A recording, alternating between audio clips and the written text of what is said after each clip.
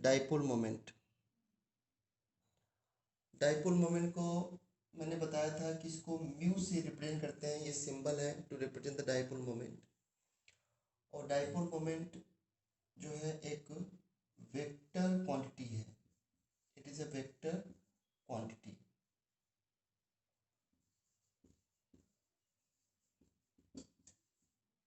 Okay, that means it has a direction and magnitude. Dipole moment mu is written like charge into bond distance. Charge into bond distance. Charge को मैंने Q से represent कर दिया और bond distance को मैंने D से कर दिया, म्यू इक्वल टू दिस। अब यहाँ पर यूनिट का थोड़ा सा ध्यान देना। अगर चार्ज कूलम में है C और डिस्टेंस मीटर में है तो इसकी यूनिट क्या हो जाएगी, कूलम मीटर। और कूलम में चार्ज की जो वैल्यू होती है for 1 electron, Q for 1 electron equal to 1.6 into 10⁻⁹ coulomb. Fine. अब अगर इसी में हम चार्ज को ESU में लें तो डिस्टेंस को सेंटीमीटर में लेना पड़ता है। चार्ज को ESU में लें तो डिस्टेंस को सेंटीमीटर में, और ESU में एक इलेक्ट्रॉन के चार्ज की जो वैल्यू होती है Q for 1 electron in ESU equal to 4.8 into 10⁻⁻10।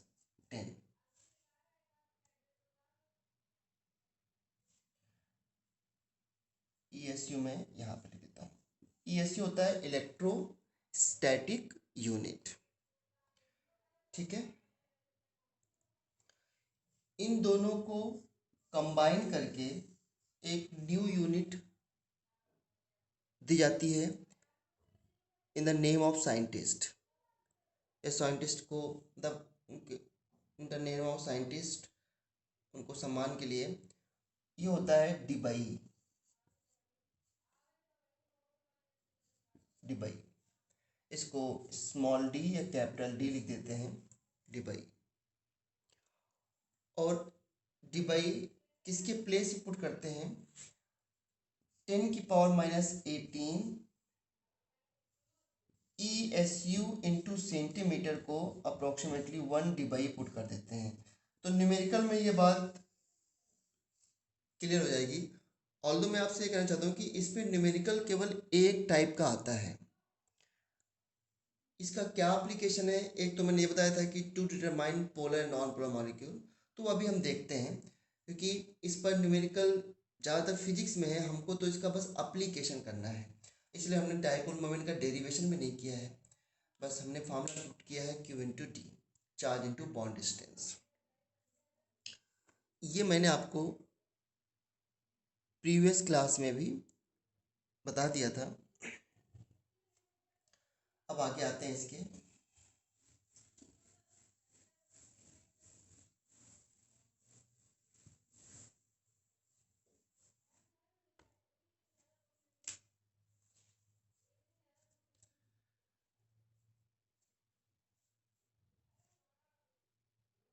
जैसे कि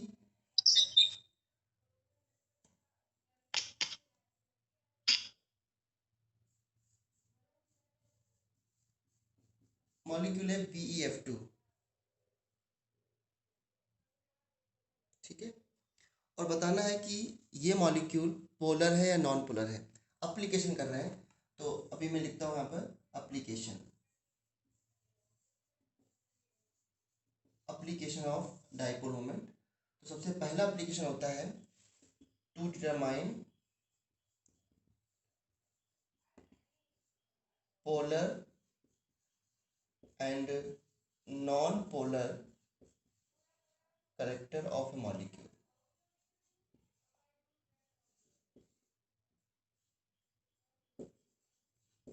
ठीक है, मेन एप्लीकेशन इसका यही है। एंड पोलर नॉन पोलर क्या मतलब होता है ये भी अभी आप सीख जाओगे। जैसे पहला एग्जांपल है BeF2।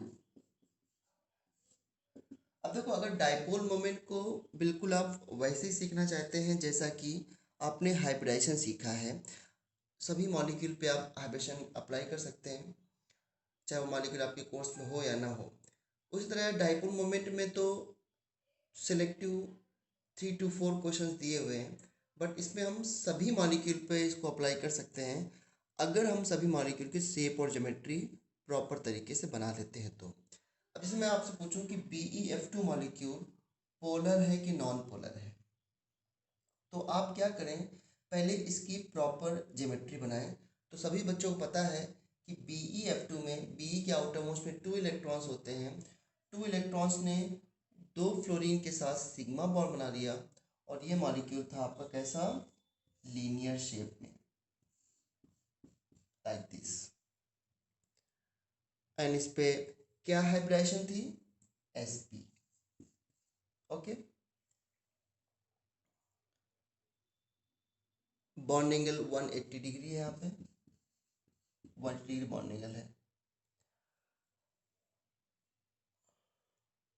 अब मैंने कहा कि डाइपोल मोमेंट एक वेक्टर क्वांटिटी है, तो इसकी जो डायरेक्शन होती है, डाइपोल मोमेंट की जो डायरेक्शन होती है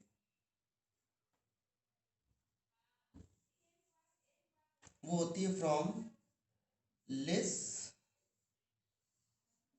electronegative to more electronegative element. Less electronegative से मोर इलेक्ट्रोनेगेटिव की तरफ इसकी डायरेक्शन होती है, मीन्स इलेक्ट्रोपॉजिटिव से इलेक्ट्रोनेगेटिव की तरफ। और इस तरह मैंने वेक्टर क्वांटिटी है तो डाइपोल वेक्टर को ऐसे दिखाते हैं। जब भी वेक्टर ऐसे कभी लगा हो तो तब ये टेल है और ये हेड है, ठीक है। तो ये हेड होता है टुवर्ड्स मोर इलेक्ट्रोनेगेटिव एलिमेंट्स और टेल होता है इलेक्ट्रोपॉजिटिव एलिमेंट की तरफ। यहाँ पर ये साइन रिप्रेजेंट करता है इलेक्ट्रोपॉजिटिव, पॉजिटिव जैसा लग रहा है ना, ठीक है। देखो, बेरिलियम और फ्लोरीन में किसकी इलेक्ट्रोनेगेटिविटी ज़्यादा होती है, यू नो, फ्लोरीन की। हाँ, सो इसका डाइपोल वेक्टर जो है वो इस तरफ दिखाएंगे इस तरीके से, और इसका डाइपोल वेक्टर फ्लोरीन की तरफ दिखाएंगे इस तरीके से। और ये दोनों डाइपोल वेक्टर एक दूसरे के बिल्कुल क्या है, अपोजिट है। तो इसका जो नेट डाइपोल मोमेंट आएगा, म्यू नेट, जो नेट डाइपोल मोमेंट आएगा उसका ये 0 आएगा। आपको कैलकुलेट भी नहीं करना है बच्चों, बस ऐसे ही थ्योरेटिकली आपको चेक करना है किसका ज़्यादा होगा किसका कम होगा, किसकी क्या वैल्यू है डाइपोल मोमेंट की, वो हमें नहीं करना है। तो अगर म्यू नेट 0 आता है किसी मॉलिक्यूल का, म्यू नेट का मतलब नेट डाइपोल मोमेंट अगर 0 आता है तो उसे बोलेंगे नॉन पोलर, और अगर नेट डाइपोल मोमेंट 0 नहीं आता है तो उस मॉलिक्यूल को बोलेंगे पोलर,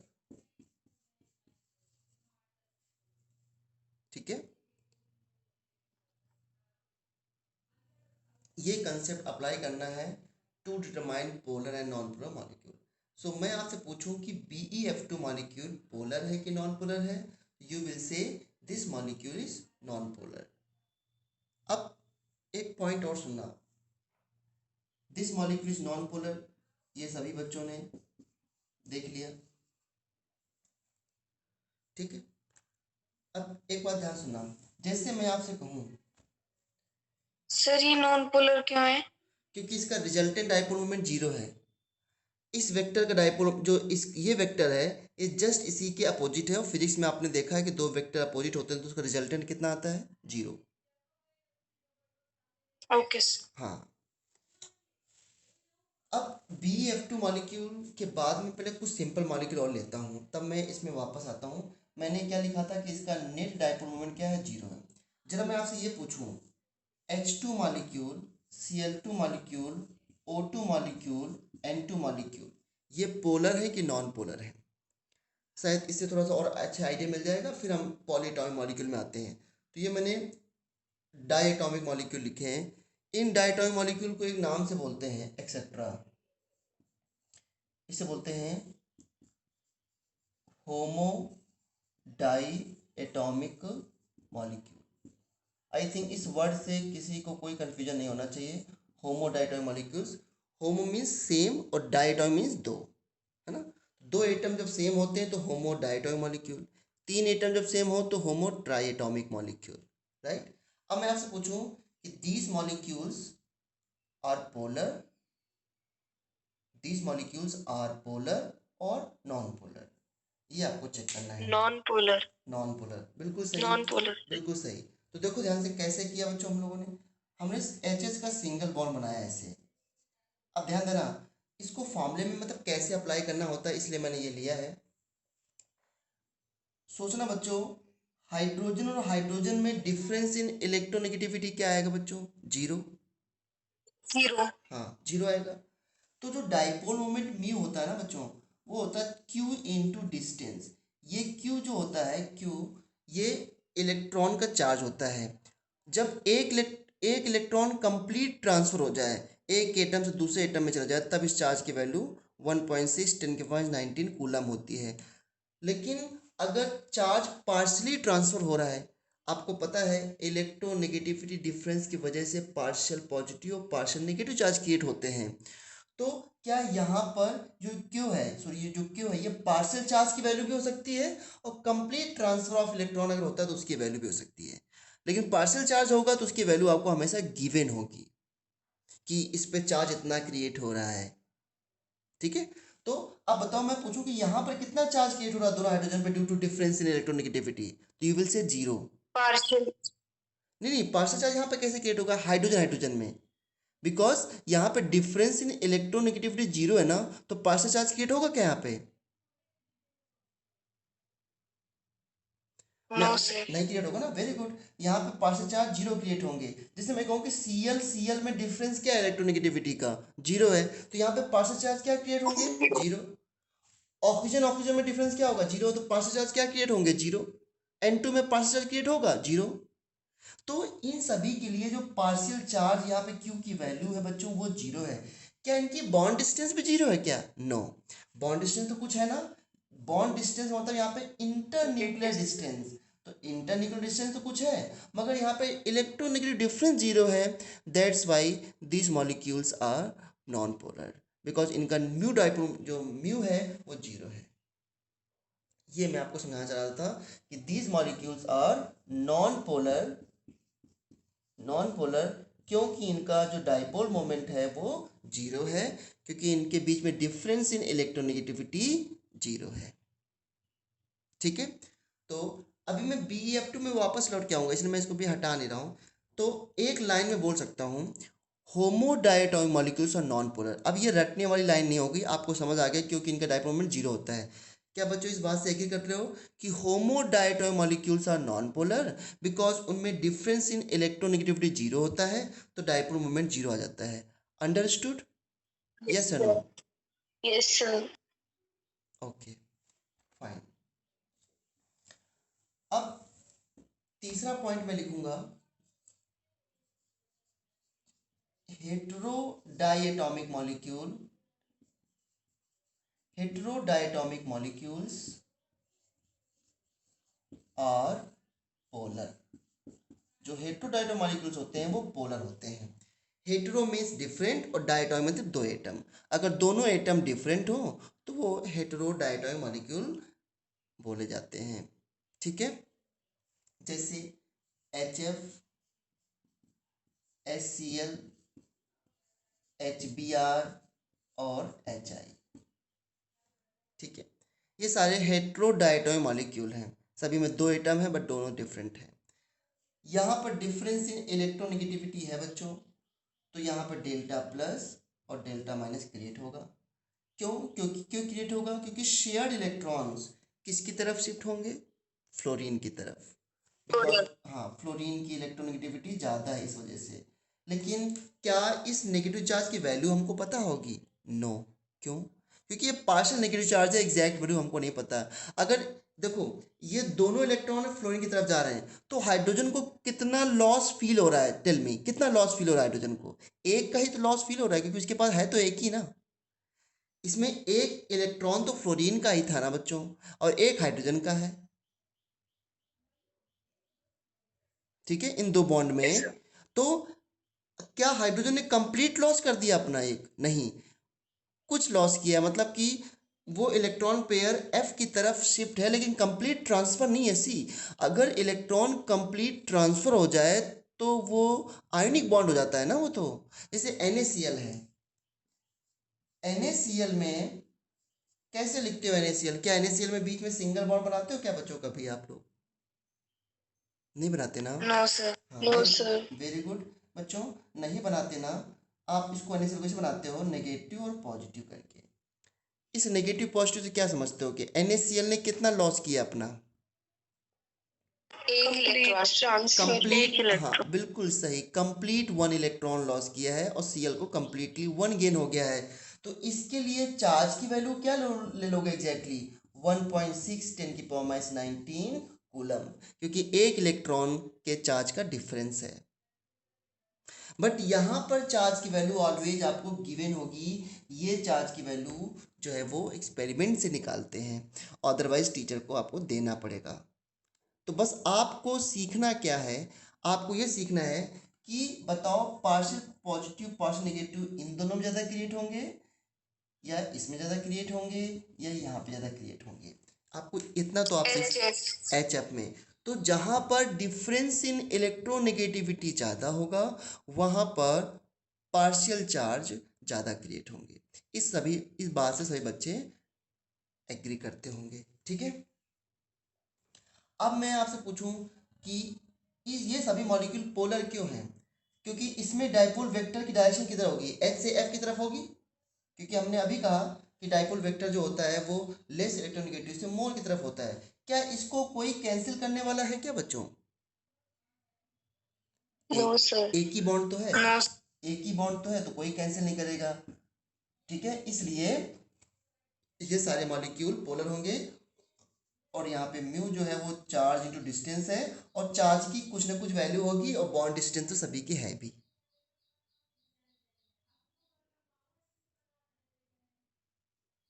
ठीक है, अच्छा एक बात और मैं कहना चाहता हूँ बच्चों, जब कभी अगर ऐसा क्वेश्चन पूछ ले कि बताओ HF का डायपोल ज़्यादा होगा या HCl का ज़्यादा होगा? अब एच। हाँ, इलेक्ट्रोनेगेटिव डिफरेंस तो HF में ज़्यादा है, लेकिन बॉन्ड डिस्टेंस किसकी ज़्यादा है? ये डिस्टेंस अगर x है और ये डिस्टेंस y है, तो कहाँ पे बॉन्ड डिस्टेंस ज़्यादा है? कौन बताएगा मुझे? HCl। हाँ, साइज, एटम का साइज बढ़ने से बॉन्ड डिस्टेंस बढ़ती है। एटम का साइज बढ़ने से बॉन्ड डिस्टेंस बढ़ती है, क्योंकि साइज है, देखो हाइड्रोजन एटम तो सेम है, अगर साइज बढ़ेगा तो इंटरन्यूक्लियर डिस्टेंस भी बढ़ेगी बच्चों, यहाँ पर डिस्टेंस आएगी। और साइज अगर छोटा है तो इंटरन्यूक्लियर डिस्टेंस भी छोटी होगी। इंटरन्यूक्लियर डिस्टेंस भी एक न्यूक्लियस से दूसरे न्यूक्लियस तक की डिस्टेंस। तो साइज बढ़ने से बॉन्ड डिस्टेंस बढ़ता है। तो देखो अगर साइज में देखूं, सिर्फ साइज देखूं, तो किसका डायपोल मोमेंट ज़्यादा होना चाहिए था? HI का। Yes sir. लेकिन अगर चार्ज देखूं तो किसका होना चाहिए था? HF का। हाँ, इसलिए बच्चों यहाँ पर थोड़ा सा आपको ध्यान रखना पड़ेगा, charge is the deciding factor. कभी कभी कुछ एक्सेप्शन हैं जहाँ पर चार्ज और चार्ज और डिस्टेंस दोनों एक साथ देखना पड़ता है, लेकिन अधिकतर केस में आपको चार्ज ही देखना पड़ता है। तो charge is the deciding factor, that's why dipole moment जो है वो HF का ज़्यादा है, बिकॉज इलेक्ट्रोनेगेटिविटी डिफरेंस यहाँ पे ज़्यादा है। तो एक पॉइंट आप बना के लिख सकते हो, as the difference in electronegativity increases dipole moment increases. आप ये भी पॉइंट बना सकते हो। ठीक है, जितना डिफरेंस इन इलेक्ट्रोनेगेटिविटी इंक्रीज करेगा डाइपोल मोमेंट इंक्रीज करेगा। और ध्यान रखना, जो जो मॉलिक्यूल पोलर होते हैं, जिनका डाइपोल मोमेंट जीरो नहीं होता है, उस मॉलिक्यूल को एक इस तरह डायग्राम से दिखा सकते हैं, एक नेगेटिव एंड और एक पॉजिटिव एंड। इस तरह डायग्राम दिखाते हैं। देखो ये फ्लोरीन इस एंड को रिप्रेजेंट कर रहा है और हाइड्रोजन इस एंड को रिप्रेजेंट कर रहा है। देखो नाम है डाइपोल। डाइपोल का मतलब कौन से मॉलिक्यूल है जिसमें जो डाइपोल की तरह बिहेव कर सकते हैं, जिनमें दो पोल हो। डाइपोल का मतलब दो पोल, एक पॉजिटिव पोल और एक नेगेटिव पोल। तो ये मॉलिक्यूल परमानेंट डाइपोल होते हैं। ठीक है, तो हेटेरोडाइपोल molecule as the difference of electronegative increases के बाद बता दें। हाँ मैंने ये बोला है, as the difference in electronegativity increases dipole moment increases, ये बताया बच्चों मैंने। ठीक है, क्या मैं यहाँ पे आगे बढ़ जाऊं? Yes sir. ओके ओके ठीक है। अब ध्यान देना बच्चों, BF2 में वापस आता हूँ। इस मॉलिक्यूल में दो बॉन्ड थे। अब दो बॉन्ड है तो दो बॉन्ड का अलग अलग डाइपोल वेक्टर दिखाना पड़ेगा आपको। तो ये वेक्टर इस डायरेक्शन में, ये वेक्टर इस डायरेक्शन में एग्जैक्टली 180 डिग्री पे है, तो उनका नेट डाइपोल मोमेंट जीरो आ गया। This molecule is polar. अब यहाँ पर लैंग्वेज क्या बुक में लिखी होती है, देखो, both BEF bonds are polar but resultant molecule is non-polar। जरा इस लैंग्वेज को आप समझ जाना। अगर बच्चों सिर्फ इसमें एक ये बॉन्ड होता तो ये पोलर होता कि नॉन पोलर होता? पोलर होता। पोलर। और एक ये बॉन्ड होता तब भी पोलर होता। तो ये दोनों बॉन्ड तो पोलर हैं, पर होल मॉलिक्यूल क्या है? Non polar. Non polar. हाँ, तो क्वेश्चन ये पूछते हैं कि although both BEF bonds in BEF2 polar but whole molecule non polar, explain. तो बस यही डायग्राम बना देना है, because in whole molecule the resulted dipole moment is cancelled out. बस इतना लिखना है। ठीक है, अब नाउ मूव करते हैं नेक्स्ट मॉलिक्यूल की तरफ।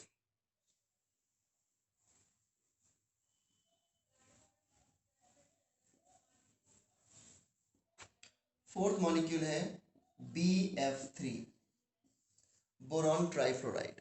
दिस मॉलिक्यूल इज पोलर और नॉन पोलर। तो आप क्या करें? अच्छा बच्चों एक चीज मुझे सर बताना, अगर हमको शेप सही से बना नहीं आया, अगर मान लो किसी को ना पता हो तो वो BEF2 को ऐसे भी बना सकता है, नहीं बना सकता है? उसको नहीं पता कि BEF2 लीनियर बनाना चाहिए नहीं बनाना चाहिए, तो ऐसे बना सकता है। अगर BEF2 को मैंने ऐसे बना दिया तो ये मॉलिक्यूल पोलर होगा कि नॉन पोलर होगा? पोलर हो जाएगा ना। इसका वेक्टर ऐसे हो जाएगा, इसका वेक्टर ऐसे हो जाएगा, कैंसिल आउट पूरी तरीके से नहीं होंगे। तो अब आप समझ सकते हो कि अगर हमें डाइपोल मोमेंट को बहुत अच्छे से पढ़ना है, हर मॉलिक्यूल पे अप्लाई करना है, तो बस हमको एक चीज करना है कि उस मॉलिक्यूल की शेप को बिल्कुल करेक्ट बनाना है। क्योंकि अगर शेप करेक्ट नहीं बनेगी तो डाइपोल मोमेंट भी आपका गलत आ जाएगा। अब देखो BEF3 को सबको पता है बच्चों कि ये sp2 होता है। बोरॉन के आउटर मोस्ट में 3 होते हैं, तीनों ने शेयर कर लिया तो ये 3 सिग्मा बॉन्ड हो गया, sp2 बन गया। इसकी जो करेक्ट शेप है वो होती है ट्राइगोनल प्लेनर, और सारे बॉन्ड एंगल कितने हैं? 120 डिग्री। नाउ अब इसमें मैं डाइपोल वेक्टर दिखाऊंगा।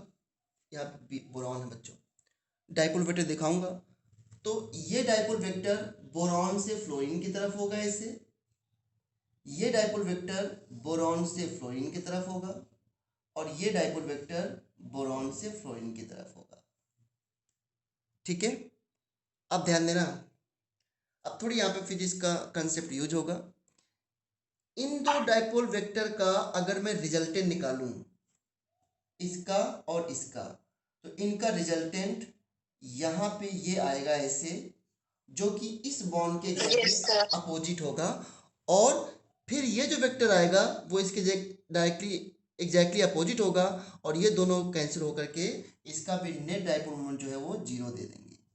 अगर ये बॉन्ड अलग होते, यहाँ पे Cl होता तो नेट जीरो नहीं आता, लेकिन अगर एक ही टाइप के बॉन्ड हैं तो फिर नेट इसका जीरो आएगा।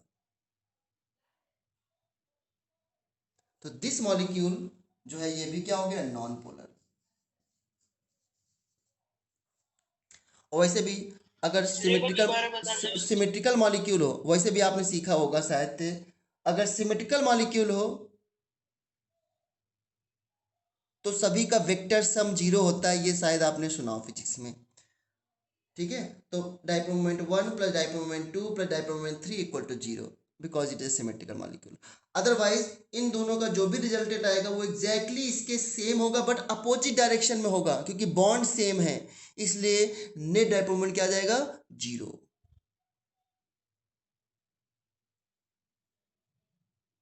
तो यहां पे मैं क्या बोलूंगा, all boron fluorine bonds are polar but the whole molecule is non polar because resultant dipole moment zero है ना। So all boron fluorine bonds are polar but whole molecule is non-polar।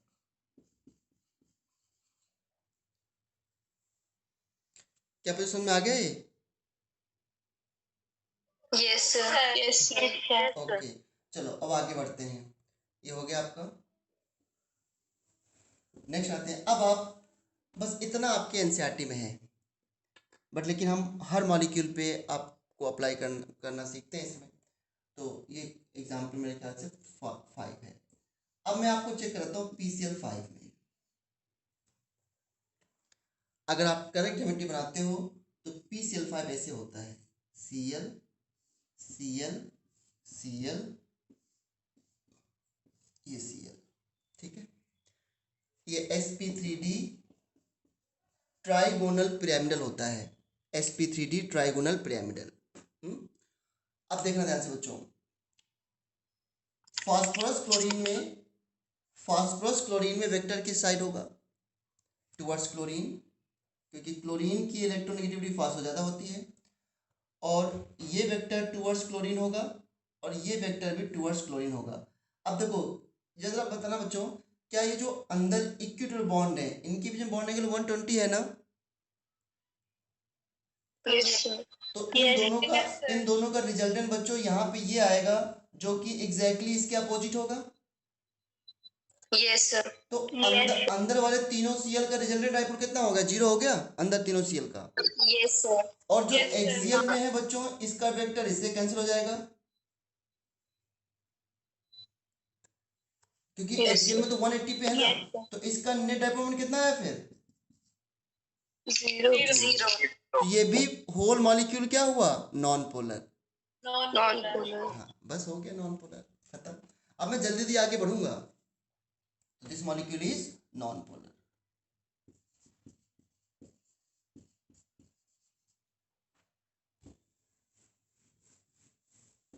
Example 6,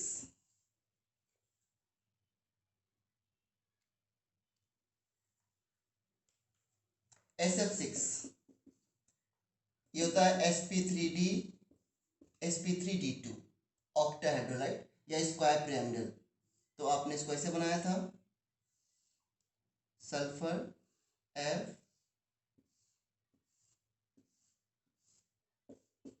बच्चों इसको आप अपने आप से बताओ, ये मॉलिक्यूल पोलर होना चाहिए या नॉन पोलर होना चाहिए, नॉन पोलर। नॉन पोलर, बिल्कुल सही। देखो ये वेक्टर इससे हाँ बिल्कुल सही बच्चों, ये वेक्टर इससे कैंसिल हो गया, ये वेक्टर इससे कैंसिल हो गया, और ये वेक्टर इससे कैंसिल हो गया, सारे एक दूसरे के 180 डिग्री पे हैं। तो this molecule is non polar. इसका रिजल्टेंट डायपोल मोमेंट क्या है, जीरो है। तो this is non polar molecule, बहुत ही सिमेट्रिकल है। अब बुक्स में लैंग्वेज लिखी होती है सिमेट्रिकल मॉलिक्यूल्स और नॉन पोलर। सिमेट्रिकल मॉलिक्यूल जानते हो कौन से होते हैं, जिसमें एक ही टाइप के बॉन्ड हो और जीरो लोन पेयर हो, वो सब सिमेट्रिकल होते हैं। अब इसमें एक ही टाइप के बॉन्ड है, देखो सारे ऐसा बॉन्ड है और जीरो लोन पेयर है, तो सिमेट्रिकल मॉलिक्यूल है, तो इनका जीरो आ जाता है। लेकिन मैं तो वो लैंग्वेज से याद करने को नहीं बोल रहा हूँ आपको, तो मैं समझा रहा हूँ कि बना करके कि आप ऐसे दे सकते हो। एक बात और बुक में लिखी होती है, जब थोड़ा आगे आगे बढ़ोगे आप, तो इसमें लिखा होता है कि हाइड्रोकार्बन्स जो होते हैं hydrocarbons are non polar. Hydrocarbon are non polar. अब ये क्यों लिखा होता है? इसे CH4 है, C2H6 है, C3H8 है, इसका नाम जानते हैं ना सब लोग, मीथेन। ये क्या होता है बच्चों? ईथेन। और ये क्या होता है? प्रोपेन।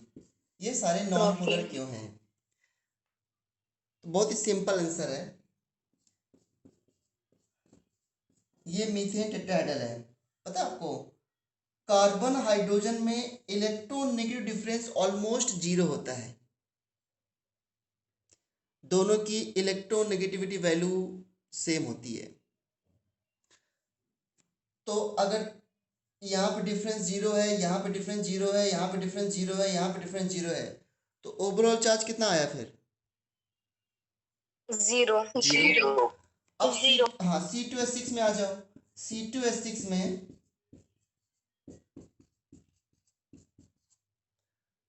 कार्बन में डिफरेंस क्या होगा इलेक्ट्रोनेगेटिविटी का? 0। और कार्बन हाइड्रोजन में भी क्या होगा? 0। तो ये सारे मॉलिक्यूल, अब हाइड्रोकार्बन में एल्केन ही तो होता है। एल्केन की बात कर, हाइड्रोकार्बन में एल्केन की बात कर रहा हूँ, एल्केन्स की, क्योंकि एल्केन एल्कीन अल्काइन तीनों होते हैं। एल्केन्स की ओर बात कर रहा हूँ मैं। तो एल्केन में केवल CH बॉन्ड होगा और CC बॉन्ड होगा, सिंगल बॉन्ड। तो CH बॉन्ड में डिफरेंस इलेक्ट्रोनेगेटिविटी 0 है और CC बॉन्ड में भी 0 है। तो फिर नेट डाइपोल सबका क्या आता जाएगा? 0। इसलिए सारे हाइड्रोकार्बन्स क्या होते हैं? Non polar.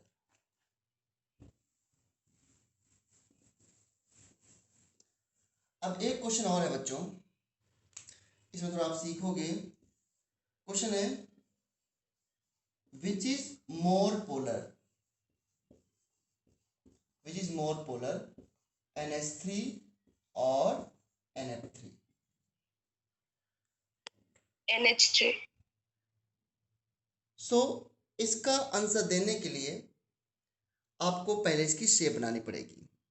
ये कभी कभी 3 मार्क्स का क्वेश्चन आ जाता है। तो इसकी शेप बनाओ। जब इसकी शेप बनाओगे तो NH3 में 3 हाइड्रोजन है और एक लोन पेयर है। क्या नाम था इस शेप का? पिरामिडल। ओके। और NF3 में भी 3 सिग्मा बॉन्ड है, 3 फ्लोरीन है और इसकी शेप भी पिरामिडल है, यहाँ पे इलेक्ट्रॉन है। फाइन। अच्छे से इसको शेप बना के करना है। हाइड्रोजन और नाइट्रोजन में बच्चों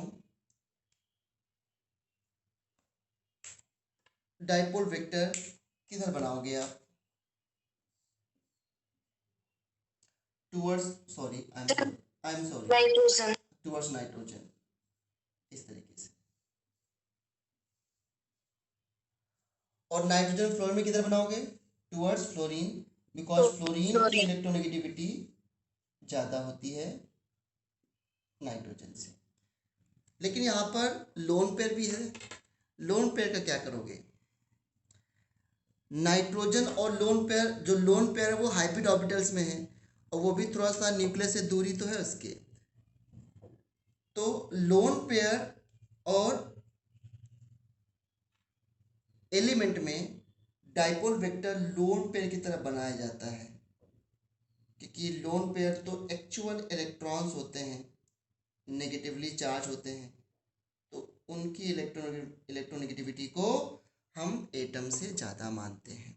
ठीक है, इस वजह से लोन पेयर और नाइट्रोजन में वेक्टर जो है वो लोन पेयर की तरफ बनेगा, यहाँ पर भी टुवर्ड्स लोन पेयर। अब आपको ये बनाने के बाद सारी बातें क्लियर हो सकती हैं कि ज़्यादा पोलर कौन है। ज़्यादा पोलर कौन होगा? जिसका डाइपोल मोमेंट ज़्यादा होगा। बताओ कहाँ पर कैंसिलेशन हो रहा है, NF3 में या NH3 में? NF3। बिल्कुल सही, NH3 में कैंसिल हो रहा है। नो, NH3 में सारे डाइपोल वेक्टर तो एक ही डायरेक्शन में जा रहे हैं। देखो, अगर इन तीनों हाइड्रोजन का नेट देखा जाए, सर NH3 हाँ, तो इसका डायरेक्शन ये जा रहा है और लोन पे डायरेक्शन भी ऊपर की तरफ जा रहा है, तो यहाँ पर कैंसिलेशन नहीं है। और यहाँ पर इन तीनों का जो भी रिजल्टेंट होगा, that we don't know what is the exact resultant is, but ये है कि इन तीनों का जो भी रिजल्टेंट आएगा वो कुछ ना कुछ तो लोन पेयर से कैंसिल होगा ना, क्योंकि उसका वेक्टर ऊपर है। तो यहाँ पे क्या बोलेंगे कि कैंसिलेशन टेक्स प्लेस, मैं ऐसा कह सकता हूँ यहाँ पर ना, cancellation of dipole vector takes place, ठीक है। और यहां पर क्या होगा, नो कैंसिलेशन, यहां पर कोई कैंसिलेशन नहीं होगा। That's why dipole moment of NH3 is more than NF3, hence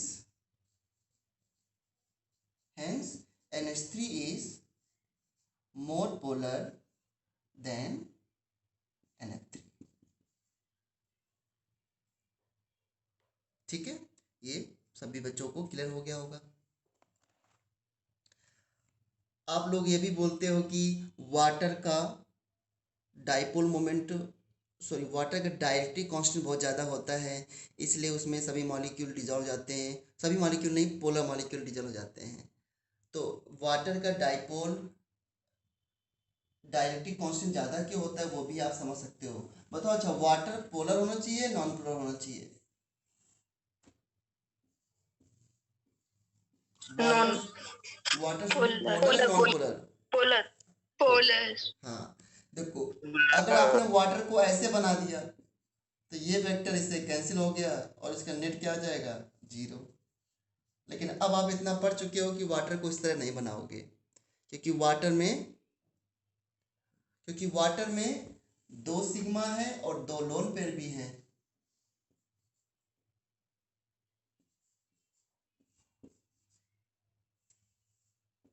to lone pair.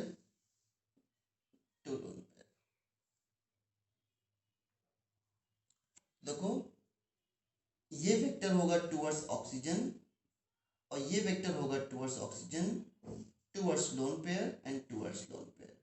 तो ये कैंसिलेशन नहीं होगा, एक ही डायरेक्शन में ओरिएंटेड है, इसलिए इसका डाइपोल मोमेंट बहुत हाई होता है और इस वजह से डायरेक्ट्रिक कांस्टेंट भी हाई होता है। So it is a highly polar molecule,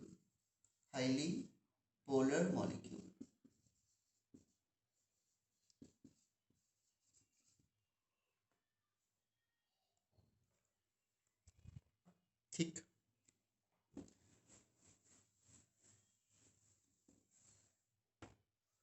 अब थोड़ा सा मैं आपको और सिखाता हूँ 10 में। बच्चों, अगर मैं इस मॉलिक्यूल का नाम पूछूं तो आपको सभी को पता है बेंजीन, है ना। और अगर मैं, सबको नाम इसका पता ना बेंजीन, यस या नो? Yes sir. अगर बच्चों मैं यहाँ पे क्लोरीन लगा दूं, अब इसका नाम क्या हुआ?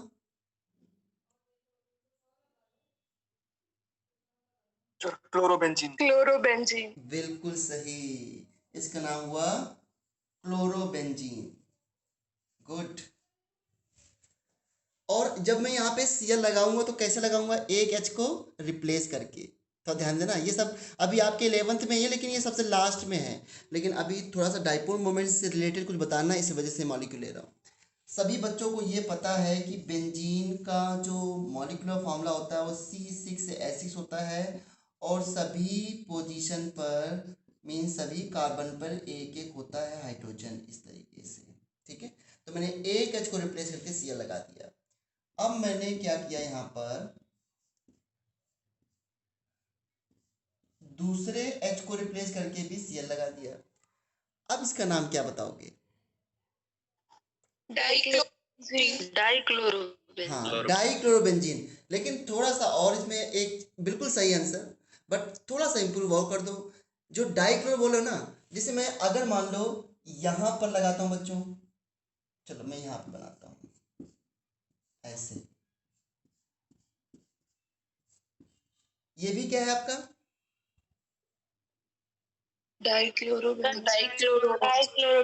डाइक्लोरोबेंजीन, ठीक है।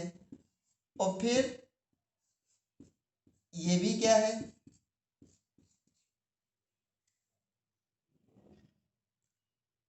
डाइक्लोरोबेंजीन, राइट, ये भी डाइक्लोरोबेंजीन है। Yes sir. अब बताओ मुझे, मैं आपसे कहूं कि इसका मॉलिक्यूलर फॉर्मूला क्या आएगा, तो एक क्या हटा के Cl लगाया है, तो क्या इसका मॉलिक्यूलर फॉर्मूला C6H5Cl आएगा। Yes sir. और इन तीनों का मॉलिक्यूलर फॉर्मूला C6H4Cl2 आएगा। Yes sir. Yes sir. दो H को रिप्लेस करके दो Cl लगाया है। वैसे भी मैं मॉलिक्यूलर फॉर्मूला नहीं पढ़ा रहा हूँ कोई, लेकिन बस इसे पूछ लिया। लेकिन मैं आपसे ये कहना चाहता कि अगर हम तीनों के नाम डाइक्लोरोबेंजीन बता रहे हो, तो थोड़ा सा डिफरेंस तो करो इसमें। ऐसे तो मैं अगर आपसे कहूँ, नंबरिंग करके। हाँ बिल्कुल सही, अगर मैं आपसे कहूँ डाइक्लोरोबेंजीन ड्रॉ करो, तो आप मुझसे सर पूछोगे कि, सॉरी, आप मुझे पूछोगे कि सर कौन सा करूँ, इसमें तो बहुत सारे हो सकते हैं। तो मैं कहूँगा कि 1,2-डाइक्लोरोबेंजीन ड्रॉ करो, तो आप ये ड्रॉ करोगे, है ना। इसका नाम होगा, काउंटिंग यहाँ से कर लो, 1, 2, 3, 4, 5, 6, ये हो गया 1,2-डाइक्लोरोबेंजीन, है ना। इसका नाम लिख रहा हूं मैं, 1,2-डाइक्लोरोबेंजीन। तो बच्चों इसके नेक्स्ट वाले का नाम 1,3-डाइक्लोरोबेंजीन। 1,3-डाइक्लोरोबेंजीन, और लास्ट वाले का 1,4 1,4-डाइक्लोरोबेंजीन। 1,4-डाइक्लोरोबेंजीन। अब क्वेश्चन ये है, अब ध्यान से सुनो क्वेश्चन, इन चारों में किसका डाइपोल मोमेंट ज्यादा है।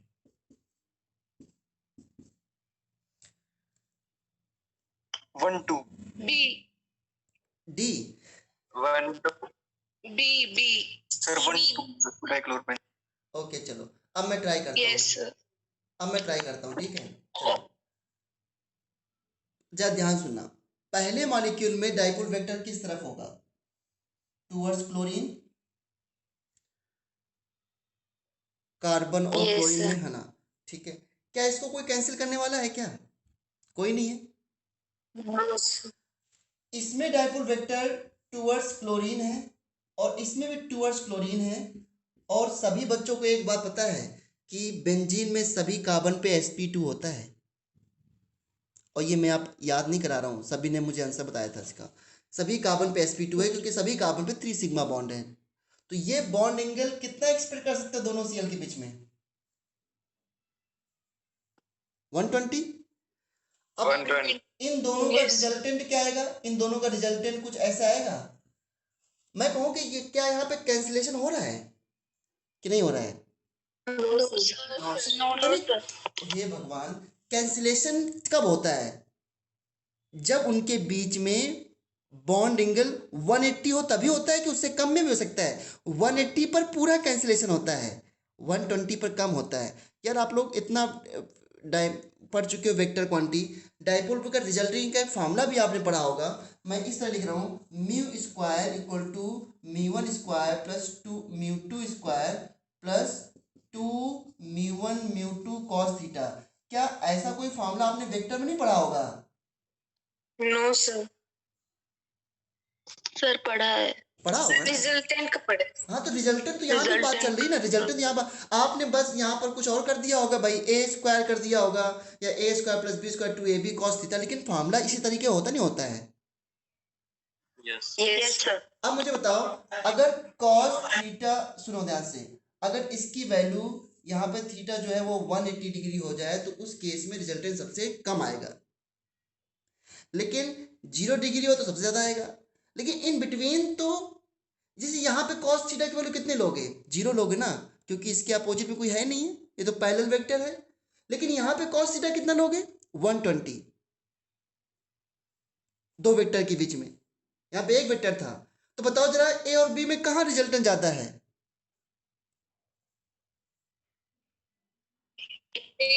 ए में, क्योंकि यहाँ पे cos थीटा 0 है, यहाँ पे 120 है। तो ये बॉन्ड एंगल अगर बढ़ता जाएगा तो म्यू की वैल्यू घटती नहीं जाएगी, क्योंकि cos, अब इससे ज्यादा मैं इसमें नहीं बता पाऊंगा, आप देख लो सोच करके। अच्छा एक चीज सुनो ध्यान से, ये एक चीज मैं शायद से मैं कुछ गलत ले रहा हूँ, यहाँ पे cos थीटा अराउंड 60 होना चाहिए था, और यहाँ पे 120 होना चाहिए था, और यहाँ पर 180 होना चाहिए था। Yes sir. हाँ, तो यहाँ पे 60 डिग्री है तो कैंसिलेशन बिल्कुल कम होगा, लेकिन होगा तो मतलब ए से तो कम ही आएगा बी का, और सी का तो और भी कम आएगा, क्योंकि बॉन्ड एंगल बढ़ता जा रहा है। और यहाँ पे कितना आएगा? बिल्कुल जीरो, क्योंकि 180 पे हो गए दो वेक्टर। इस क्वेश्चन से पहले मैं एक चीज छोटी सी और पूछता हूं आपको, शायद उससे क्लियर हो जाए, बताना मुझे जरा।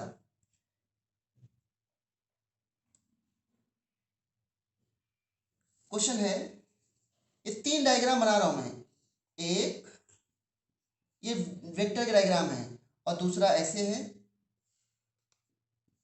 और तीसरा ऐसे है। यहाँ पे बीच में कोई एटम होगा, ठीक है। बताओ इन तीनों में ए बी सी में डाइपोल मोमेंट का ऑर्डर क्या होगा, बताओ जरा, अभी बात समझ आ जाएगी आपको।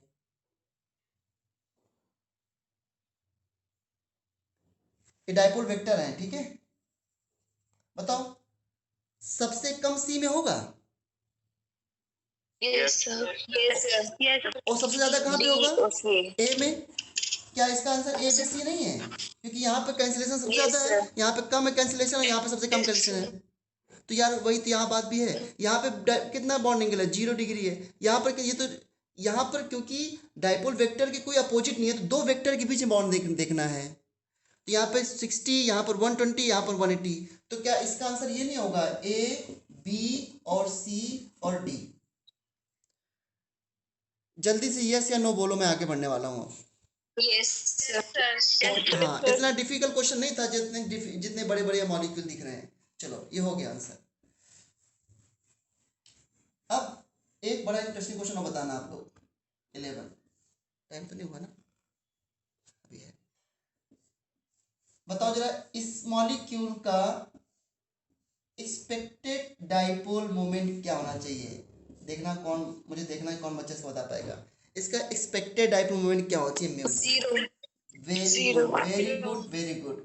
इसका ये जो वेक्टर है, इसका जो ये वेक्टर है, इसका रिजल्टेंट यहाँ पे आ जाएगा, और ये इससे क्या हो जाएगा? कैंसिल। बिल्कुल सही answer. This molecule is non polar. Very good, ठीक है, ले जाओ। चलो बच्चों, अब थोड़ी सी प्रैक्टिस करते हैं, जल्दी जल्दी बताना मुझे आंसर। XgO3F2 पोलर होगा नॉन पोलर होगा? Determine polar non polar molecule. XgO3F2 13 CH3Cl 14। अच्छा 13 में कंपेयर करना है CH3Cl और CH2Cl2 में, एंड CH3Cl3 में ज़्यादा पोलर कौन होगा, इसमें बताना है ऑर्डर ऑफ डाइपोल मोमेंट।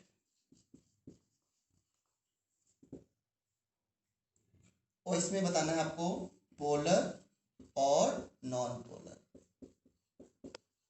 और इसमें क्या, मैं इसमें कई सारे मॉलिक्यूल ले लेता हूँ। मान लो मैं पूछूं XgO3 भी इसके साथ ले लेता हूँ। किसी मॉलिक्यूल करो, कोई लिमिटेड नहीं है। अब आप कंसेप्ट को सही से पढ़ेंगे तो किसी भी मॉलिक्यूल को अप्लाई करो आप। XgO3 में बताओ, एंड PF5 में बताओ, SO3 में बताना, SO2 में बताना, एक्सेट्रा। बताओ जरा मुझे। सर पहला तो नॉन पोलर। बिल्कुल सही, XgO3 बिल्कुल सही, बिल्कुल सही।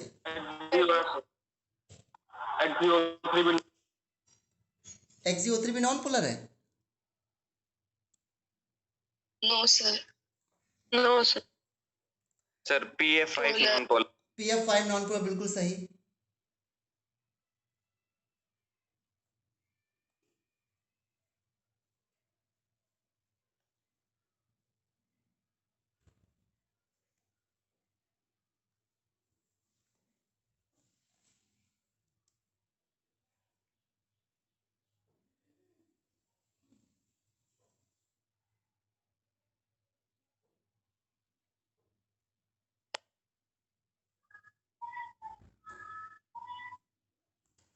सर SO3 भी non polar. Non polar. SO3 भी नॉन पोलर, बिल्कुल सही, गुड गुड। XeO3 नहीं बताया बच्चों आप लोगों ने, स्किप कर दिया इसको। No sir, XeO3 polar. Polar. Polar आएगा। अरे सुनो, रिजल्टेंट तभी कैंसिल होता है जब वेक्टर एक जैसे हों, उसमें तो एक लोन पेयर नहीं आ जाएगा XeO3 में। SO2 non sir, SO2 polar. बिल्कुल बिल्कुल सही से शाबाश। देखो जल्दी से, मैं 12th को कंफर्म करता हूँ, तब तक आप 13 को ट्राई कर लो। XeO3 देखो मैं बनाता हूँ, ये XeO3 है ऐसे, और फ्लोरीन और फ्लोरीन, ये वेक्टर ऐसे है, ये वेक्टर ऐसे है। इन दोनों वेक्टर का रिजल्टेंट ये आएगा जो कि इससे कैंसिल हो जाएगा, तो इसका होल मॉलिक्यूल क्या हो जाएगा, इसका म्यू नेट 0। Non polar. हाँ, और XeO3 जब बनाओगे तो XeO3 में इसका पिरामिडल शेप होता है बच्चों, क्योंकि इसमें 3 सिग्मा एक लोन पेयर है, तो ये पिरामिडल हुआ, पिरामिडल, और ये आपका sp3d था। तो इसमें ये वेक्टर जो है, इन तीनों का जो भी रिजल्टेंट आएगा वो उससे कंप्लीट कैंसिल नहीं होगा। क्यों? क्योंकि ये रिजल्टेंट, ये जो वेक्टर है वो लोन पेयर वाला है और ये ऑक्सीजन के साथ है, इसलिए रिजल्टेंट कैंसिल नहीं होगा, काफ़ी कैंसिल हो जाएगा, बट जीरो एग्जैक्टली नहीं होगा, इसलिए इसको भी हम पोलर में रख देंगे, ऑल्दो इतना पोलर ये नहीं होगा। PF5 बिल्कुल PCl5 की तरह है ना, PF5 बिल्कुल PCl5 की तरह है। इसमें 3 फ्लोरीन तो इक्विटोल पोजीशन पे ऐसे होंगे, और ये फ्लोरीन ऊपर नीचे कैंसिल हो जाएंगे, इसका रिजल्टेंट इससे कैंसिल हो जाएगा इस फ्लोरीन से, और ये इससे कैंसिल हो जाएगा। SO3 मॉलिक्यूल में डबल बॉन्ड O, ये तो sp2 प्लेनर है एकदम, इसमें तो कोई दिक्कत ही नहीं है। ये वेक्टर ऐसे होगा, ये वेक्टर इधर है, और इसका रिजल्टेंट ये होगा, आपस में कैंसिल हो गया। SO2 मॉलिक्यूल की मैं बात करूं तो SO2 मॉलिक्यूल में double bond O, sorry, lone pair and double bond O, इन दोनों वेक्टर का रिजल्टेंट ये होगा, जो कि लोन पेयर से एग्जैक्टली कैंसिल नहीं होगा। तो this molecule will be polar and this molecule will be non polar. ठीक है सर 13th में पहले दो पोलर और थर्ड नॉन पोलर। तीनों ही पोलर है बच्चों, लेकिन सबसे ज्यादा पूछा था ऑर्डर ऑफ डाइपोल मोमेंट, तो इसका आंसर ये आएगा जो CH3 है सर। हाँ, वो CH CCl4 होता है तो नॉन पोलर होता है, बट इसमें ऑर्डर ऑफ डाइपोल मोमेंट ये आएगा जो कि मैं कल एक्सप्लेन कर दूंगा। ठीक है, अच्छा सर एक बार CH3 बता दो। CH3 बता दूं, CClHHH, क्या इस वेक्टर को कैंसिल करने वाला कोई है? नहीं है, तो ये पोलर हुआ। CCl Cl H और H, ये दो जो वेक्टर हैं इसका रिजल्टेंट ये आएगा, क्या इसको कोई कैंसिल करने वाला है? नहीं है, बट हाँ रिजल्टेंट है तो कुछ इससे कम होगा, क्योंकि इसको कैंसिल, इसका रिजल्टेंट किसी साथ नहीं देख रहे, तो यहाँ पे cos थीटा 0 है। जब CH3 बनाओगे तो क्या करोगे, Cl इन दोनों वेक्टर का रिजल्टेंट ये आएगा, जो कि इसके साथ और कैंसिल होगा, लेकिन पूरा कैंसिल नहीं होगा। अगर यहाँ पे Cl होता तो पूरा कैंसिल हो जाता। तो इसमें बुक में एक याद करने वाली बात लिखी होती है कि as the number of hydrogen increases dipole moment increases. मैं ये नहीं कह रहा हूँ, देखो ना यहाँ पे कैंसिलेशन नहीं हो रहा, यहाँ पे थोड़ा कैंसिलेशन, यहाँ पे 2 बार कैंसिलेशन, जो कि मैं इसको सर पर लास्ट वाले में क्लोरीन के बीच में तो 120 डिग्री है, तो वो कैंसिल नहीं होगा। 120 कहाँ से है, 109 डिग्री है ना, टेट्राहेड्रल शेप है ना सबकी।